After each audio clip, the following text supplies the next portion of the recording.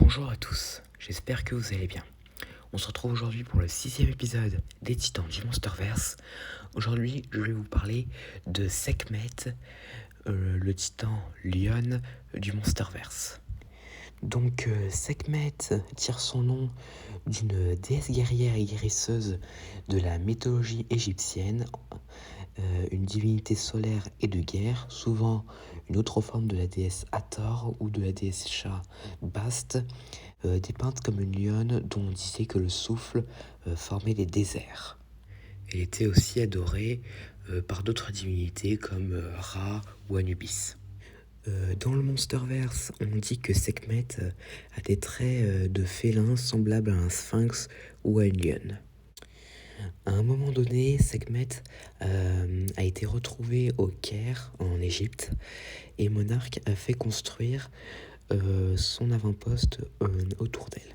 Alors, on ne sait pas où se situait l'avant-poste exactement. Moi, je verrais bien, par exemple, sous le Sphinx. Mais bon, quand Ghidorah réveille les autres titans, Sekhmet se libère et commence à chasser avec sa nouvelle meute en détruisant un chemin de fer parmi d'autres structures.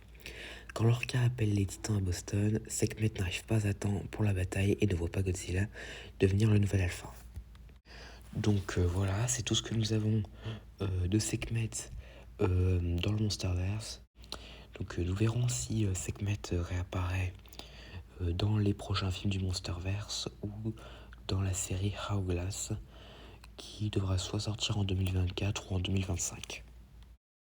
Donc à part ça, il faut savoir que l'épave de train causée par Sekhmet est une photo réutilisée de l'épave du train vue dans la remorque de la Comic Con 2012 et la bande-annonce officielle de Godzilla 2014.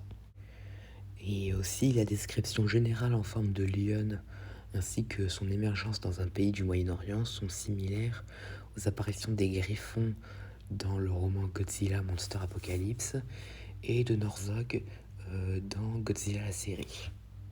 À la fin de Godzilla 2, il est dit que dans un article qu'une forêt tropicale fleurit dans le désert du Sahara. Donc il est possible que Sekhmet soit responsable de ceci. Mais il est aussi possible que ce soit Mokelem Bambé.